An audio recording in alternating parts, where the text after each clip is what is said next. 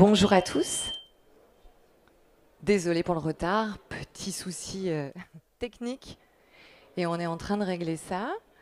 Donc c'est bon, vous m'entendez pas trop fort, pas de l'arsène? Ok, merci pour votre patience, c'est cool. Donc moi je suis Ingrid. J'aimerais bien, avant qu'on commence cette conférence, peut-être vous connaître un peu. Alors je ne vais pas vous demander de vous présenter, mais est-ce que, en levant la main, vous pouvez me dire, parmi vous, ceux qui travaillent dans le domaine de la RSE? Ok. Dans le domaine logistique? Ok. Commercial? Commercial. Marketing, communication? Ok. Et alors les autres, vous faites quoi? Asso! Génial. Ah bah super. Très bien. Donc moi je suis Ingrid et responsable du développement commercial chez Dun et nous allons aujourd'hui parler d'un sujet qui intéresse beaucoup, l'écologie. Et on va y rajouter mon expertise, donc le don aux associations des entreprises. Alors, pardon, je vais faire comme je peux, vous allez me voir bouger beaucoup. Donc on le sait aujourd'hui, le climat se dérègle, les ressources s'épuisent et pour autant, il est nécessaire de trouver une solution pour réduire le gaspillage. En France, il y a à peu près 4 milliards d'euros par an d'invendus non alimentaires dans les entreprises. 4 milliards d'euros, c'est l'équivalent en moyenne de 3% d'un chiffre d'affaires. Donc si vous êtes une PME et que vous réalisez 50 millions d'euros de chiffre d'affaires annuel, vous allez avoir une problématique d'invendus à hauteur de 1 500 000 euros par an. Donc c'est un vrai sujet. Il faut absolument s'y pencher et on va voir ensemble comment ça fonctionne, bien sûr. Il y a une solution qui existe, tout le monde ne la connaît pas encore, c'est pour ça que vous êtes là aujourd'hui peut-être, c'est le don. C'est une solution qui est puissante et qui est simple. Et le don, ça sert à quoi? Ça sert à transformer des problématiques d'entreprise en impact sociétal positif. Et chez Dun, on aime bien appeler ça des belles histoires. Donc ce qu'on fait, c'est qu'on transforme des surstocks, des stocks morts, des stocks dormants en belles histoires. Alors le don, c'est une démarche qui est encouragée par la loi AGEC. Est-ce que vous connaissez la loi AGEC? Oui? Très bien. Donc elle a 5 axes que l'on voit là: sortir du plastique jetable, mieux informer les consommateurs, lutter contre le gaspillage et pour le réemploi solidaire, agir contre l'obsolescence programmée et mieux produire. Alors quand on parle de lutter contre le gaspillage, la loi AGEC dit clairement: détruire ce qui peut encore servir n'est plus acceptable. Et elle préconise de limiter les invendus, elle préconise de favoriser le réemploi, et tout ça via le don aux associations. Alors pourquoi par le biais du don? C'est ce que nous allons voir dans les prochaines minutes. Alors peu importe les produits que l'on souhaite donner, que ce soit des vêtements, de l'alimentaire, de l'équipement électronique, des produits industriels, le don permet concrètement de réduire notre empreinte environnementale de plusieurs façons. Donc déjà, évidemment, il va réduire les déchets, puisqu'évidemment, donner, ce n'est plus jeter. Et je vais vous donner quelques exemples de nos partenaires. Là, en l'occurrence, je pense à un partenaire qui est un industriel qui fabrique des machines industrielles et qui a, au bout de 20 ans, des machines qui deviennent obsolètes et qui ne peuvent plus les vendre. Et il se retrouve pour autant avec des pièces détachées de ces machines qui restaient pour la maintenance et ils ne savent pas quoi en faire. Eh bien, jusqu'à maintenant, ils les jetaient. Et on s'est rencontrés. Deuxième chose, le don, ça permet de moins produire de biens neufs pour les associations. Évidemment, vous, les associations, vous avez besoin tous les jours d'être alimentés par des dons. Parfois, on a même dans notre réseau des associations qui ne vivent que de nos dons. Donc vous imaginez l'importance. En équipement, en monétaire, en beaucoup de choses. Et Et pour ce point-là, je pense à un de mes clients qui est un promoteur, je ne donnerai pas de nom, hein, mais un promoteur immobilier à Lille qui a déménagé ses locaux. Donc ils ont juste changé d'endroit et ils ont donc réinvesti les locaux avec du nouveau mobilier et c'était plutôt sympa. Ils ont pris du mobilier en palette, donc ils sont restés dans l'économie circulaire. Mais le mobilier ancien qui datait de 20 ans, mais qualité allemande, vous savez, ça dure toute la vie. 10 000 mètres carrés de mobilier, qu'est-ce qu'ils allaient en faire? Ils allaient les jeter. Et donc, on les a rencontrés et heureusement, la belle histoire a continué puisqu'on a pu les offrir à des associations qui en avaient besoin, des structures d'accueil qui reçoivent du public. Et donc, ils avaient besoin de tables, de chaises, de bureaux, etc.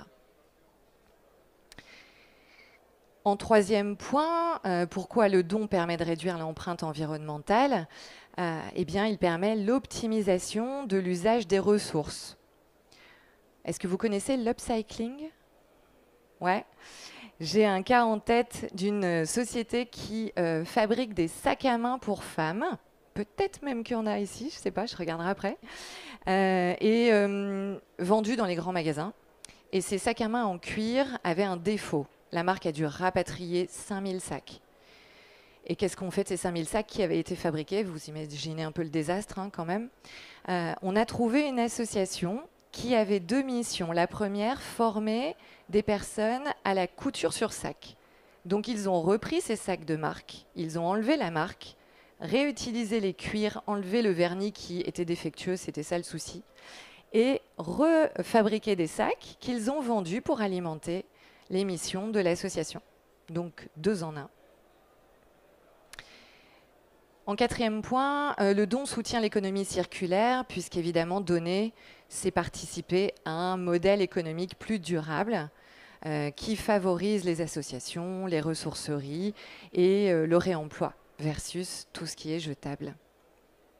Et on pourrait aussi rajouter que le don permet la sensibilisation et le changement de comportement. En fait, ce que je veux dire par là, c'est que le don a une portée éducative. Et là, je pense à un beau projet qu'on a réalisé il n'y a pas très longtemps pour un constructeur automobile qui avait des véhicules HS. Et ces véhicules ont été donnés à des centres de formation. Donc la portée éducative, elle se situe là aussi. On peut l'imaginer comme ça. Donc en résumé, le don, c'est un acte simple mais puissant pour réduire notre impact environnemental. Il transforme nos objets en ressources utiles pour d'autres. OK ? Mais alors, comment ça se passe en France? Donc, est-ce que vous connaissez déjà le principe législatif du don en France? Super. Bon, je vais vous apprendre des trucs parce qu'avant, j'avais l'impression que vous saviez déjà. Donc, le cadre juridique du don. En France, le don s'appelle le mécénat d'entreprise. Il est régi sous ce terme-là et il se divise en 3 types de dons. Le don financier à des associations ou des fondations reconnues d'intérêt général. Les dons en nature dont nous sommes en train de parler, les biens, les équipements, les invendus. Et le mécénat de compétences. Donner du temps, des compétences via des salariés que l'on déplace pendant leur temps de travail pour des missions. Ça, c'est le mécénat d'entreprise en France. Et il est très avantageux en termes fiscaux. Les entreprises qui donnent peuvent générer une réduction d'impôt de 60% de la valeur donnée. Vous donnez 100 000 euros, vous êtes une entreprise, hein, vous donnez 100 000 euros, vous générez 60 000 euros de réduction d'impôt sur l'IS, sur l'impôt final de l'entreprise. Il y a des limites. Ces limites, elles sont modulables, vous allez voir. Mais la limite, c'est que l'on prend le chiffre d'affaires de l'entreprise, 0,5% du chiffre d'affaires. Et ça vous fait une limite annuelle pour donner. Ou 20 000 euros. Mais très souvent, on n'est plus sur 0,5, on prend le plafond qui est le plus avantageux. Mais cette limite, elle n'est pas une vraie limite, dans le sens où vous pouvez très bien donner plus, et tout ce que vous aurez généré comme réduction d'impôt supplémentaire à ces plafonds vous allez pouvoir l'étaler sur les 5 exercices fiscaux suivants. Donc là, c'est les DAF qui connaissent bien ce système et qui vont pouvoir gérer cette modulation. Il y a aussi une condition, bien sûr, c'est de pouvoir émettre un reçu fiscal qui est un CERFA que les associations vont signer. Elles se portent donc responsables aussi de ce qu'elles reçoivent. Et ces associations sont de 2 types, intérêt général ou d'utilité publique, quand ça concerne les biens d'équipement, les dons de biens. Ce dont je suis plus ou moins experte. Voilà. Alors pour conclure sur cette partie-là, en tout cas, le don, ça a un impact à long terme et plutôt transformateur, vous l'avez compris. Donc il contribue à la transition écologique. Il permet de donner plutôt que de jeter, donc c'est réduire les déchets, c'est limiter l'empreinte carbone, c'est aussi encourager une consommation qui est plus sobre et plus responsable. Il permet aussi de faire évoluer les modèles d'affaires, c'est-à-dire que les entreprises vont mettre en place le don et vont se rendre compte que ça peut même devenir quelque chose de rentable et que l'impact positif et la performance peuvent aller de pair. Et le don amène aussi à une certaine pression positive sur la législation. C'est-à-dire qu'en se développant, le don inspire les pouvoirs publics à renforcer la lutte contre le gaspillage. Et ça permet de soutenir les circuits courts et à encourager la générosité, évidemment. Alors vous allez me dire, avec tant d'avantages, pourquoi est-ce qu'on ne donne pas plus? C'est ça? Vous allez me dire, non? Alors, pourquoi les entreprises ne font pas plus de dons? Eh bien, il y a 2 raisons principales. La complexité du don. Trier, inventorer, conditionner, transporter les produits vers des associations, ça demande du personnel, de la logistique. Et souvent, les PME n'ont pas la structure et les ressources nécessaires pour gérer ces projets-là. Elles aimeraient, hein, mais c'est compliqué de dégager du temps sur des personnes qui sont déjà très sollicitées en interne. Et puis, il y a aussi la traçabilité. La traçabilité, c'est extrêmement important dans le don, puisque vous avez compris qu'il y a un intérêt fiscal derrière. Le fisc n'aime pas trop quand ça n'est pas très clair, hein. Il aime bien pouvoir retrouver ses petits facilement. Donc, les exigences réglementaires nécessitent une traçabilité très stricte. Et ça, c'est assez difficile pour une entreprise de le faire seule.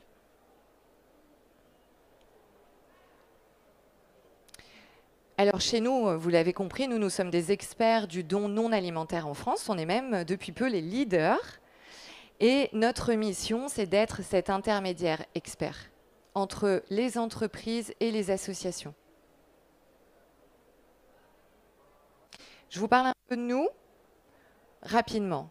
Si vous avez envie, vous irez voir notre magnifique site, mais je vous en dis juste quelques mots. On est une équipe de 35 collaborateurs. On a été créé par Thomas Moreau il y a 7 ans. Thomas travaillait chez Decathlon à l'époque et il a eu envie de mettre en place le don chez son employeur alors qu'il n'avait rien à voir avec ce sujet-là, parce que Decathlon, en 2018, jetait malheureusement ses invendus à la benne. Et donc, il a instauré ce service pour son employeur. Et puis ensuite, il a créé notre entreprise pour aider d'autres entreprises. Et depuis 2018, nous avons aidé 2000 entreprises et magasins. Nous avons constitué un réseau d'associations sur la France entière. On a maillé la France entière avec plus de 2000 associations qui sont certifiées, authentifiées et qui correspondent aux critères qu'on attend pour le don.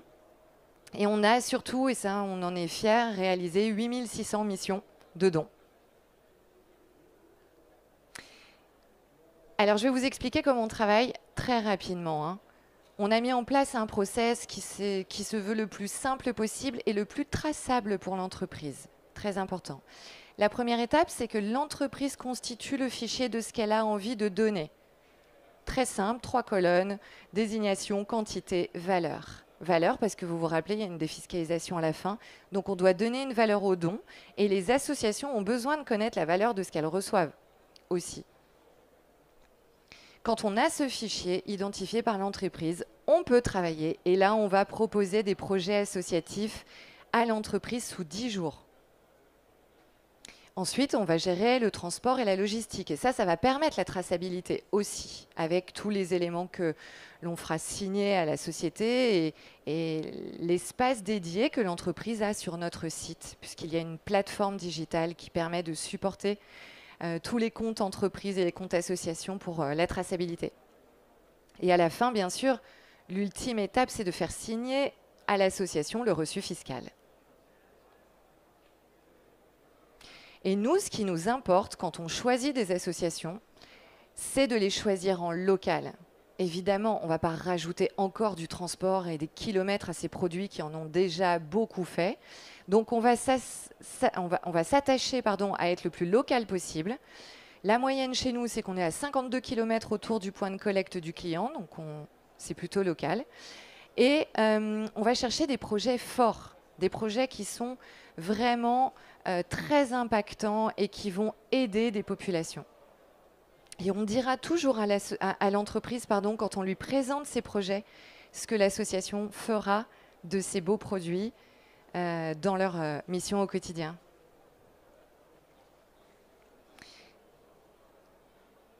Alors sur les 2000 clients, magasins que l'on a, dont je vous parlais, vous en voyez quelques-uns ici. On a des distributeurs, on a des fabricants, on a des négociants de tout secteur d'activité. Et sur les 8600 missions qu'on a déjà réalisées, on a donné, pour vous donner quelques idées, on a donné des meubles, de l'électronique, des pièces détachées industrielles, des lunettes sans les verres correcteurs, des ordinateurs, tout ce que vous avez autour de vous, on l'a déjà donné. De la moquette, des panneaux isolants, etc.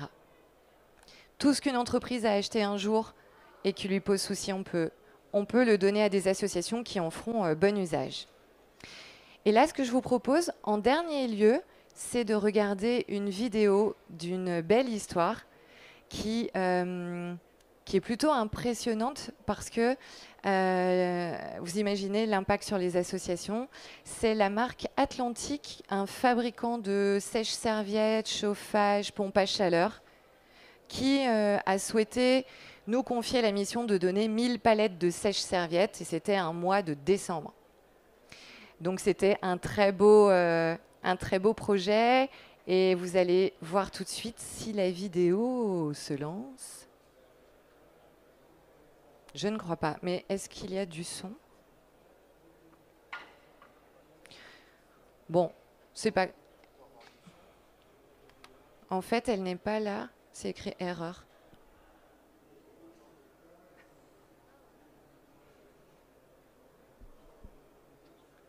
Mais je pense... C'est pas grave. Vous irez sur notre site, vous la verrez, dans les Done Stories. Donc, je vous la relate en quelques mots. Atlantique nous contacte. Grosse problématique, il faut qu'ils sortent des produits. Ça fait des années qu'ils les ont dans les entrepôts. Ils ne peuvent plus les garder. Donc, ça allait partir à la benne. Compliqué quand même. Et donc, on a trouvé 7 associations uniquement pour 1000 palettes. En fait, ce qu'on veut, c'est toujours optimiser le don pour que ça soit simple pour l'entreprise. C'est elle qui fait preuve de générosité quand même, qui donne. Donc, autant lui rendre les choses plus faciles. Et c'est pour ça qu'on va chercher des associations qui sont capables de prendre des gros volumes et qui ensuite peuvent dispatcher dans leur réseau associatif. Oui ? J'allais passer aux questions, ça tombe très bien. Est-ce que vous voulez un micro? Est-ce qu'il fonctionne? Ouais. Il fonctionne? Pas. Test. Ah. Super. C'est quel type d'association, justement, sur cet exemple-là? Alors là, je pense à une des 6 associations qui s'appelle La Cité, qui a, mais alors, de nombreuses missions aussi bien pour former des gens à des nouveaux métiers. Elle est très axée sur le mal logement quand même, aider à lutter contre le mal logement. Et je pense que là, c'est parti dans des appartements qui ont été rénovés. Ça, c'est beaucoup d'associations qui demandent ce genre de produits pour aider les personnes à sortir de la rue et les loger rapidement. Super. Merci. Est-ce que vous avez des questions? On va passer effectivement. Très bonne idée. Fallait pas sourire. Donc on est juste derrière vous, à 21, ici, avec Simon. Salut Simon.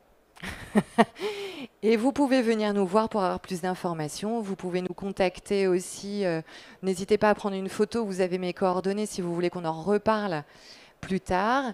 Et sur notre site, donne.fr. Pas d'autres questions? Si? Non, d'accord, vous vous étendiez. Ok. Merci à tous pour votre écoute. Bonne journée.